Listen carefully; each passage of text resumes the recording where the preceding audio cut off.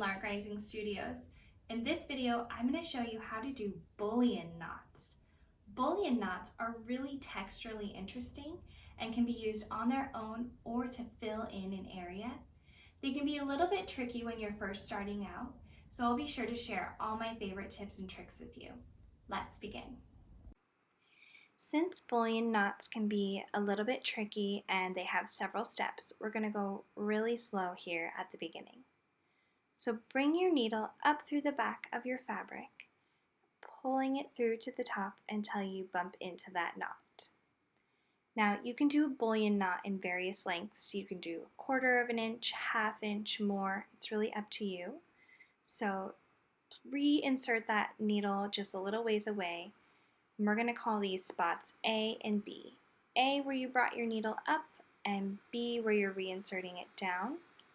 But instead of pulling your thread all the way through, leave a pretty large loop on the front side of your fabric and then bring your needle back up through point A. At this point, you're going to take your hand that does not have the needle in it and begin wrapping the thread from the loop around your needle. If you did a shorter stitch, you're going to wrap anywhere from 4 to 6 or 7 times. And if you did a longer stitch, you may need to wrap anywhere from 10 to 12 times. Wrap the thread around the needle, maintaining tension in the thread the whole time so that those little wrap loops don't slide off the needle.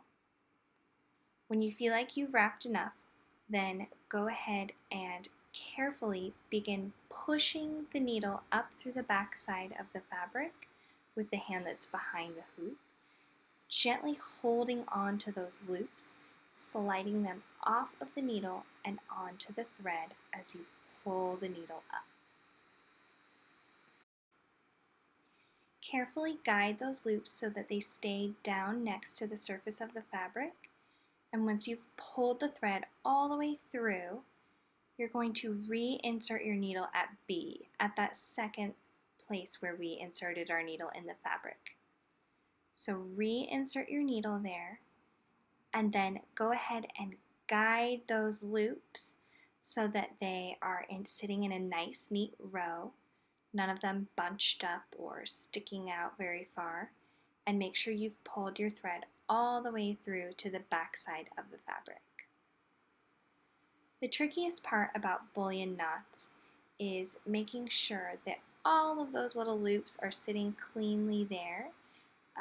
It can be really hard if you have one little loop in the middle of all the loops that wants to stubbornly stick up. And one way to fix that is to kind of stick your needle back in through all the loops and work out any extra thread that's sitting in there. So again, if we want to try and do another knot, you'll go ahead and bring your needle up and then reinserting it at the second point, B. Wrap your thread around however many times you feel like is appropriate to the length of your stitch, which I'll talk about in a minute. Pull the needle up and through while carefully sliding the knots down toward the top of the fabric. Pulling the thread all the way through, laying it across the area where we want it to go, making sure everyone is sitting nice and even in a row, and then reinserting that needle down, pulling the thread all the way through to the back of the fabric. It can be a little bit tricky just to figure out how many times you need to wrap your thread around the needle.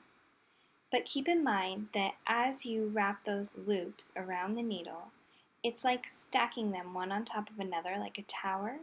And when you tip that tower over, those loops will need to fill in the space in between the entry points of where your thread is coming out of the fabric and going back in.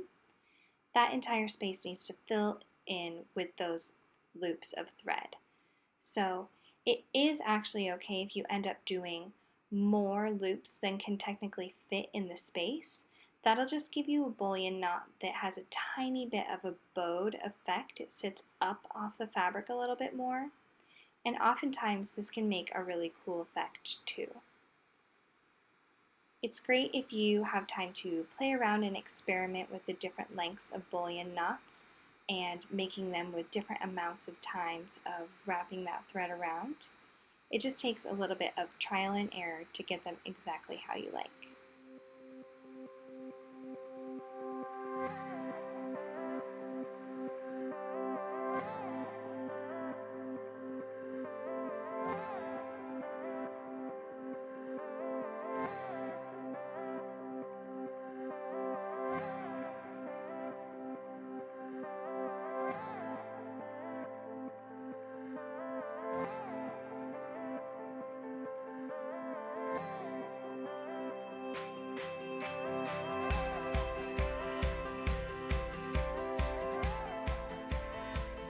In this design, I've used bullion stitch to fill several areas of this hoop. Here, here, and here. They create a really nice texture and are very interesting to look at. Again, you can use this stitch as I have, with clusters of them all together, or use them on their own to create an individual place with a more raised texture than some of the other stitches. Thanks so much for stitching with me.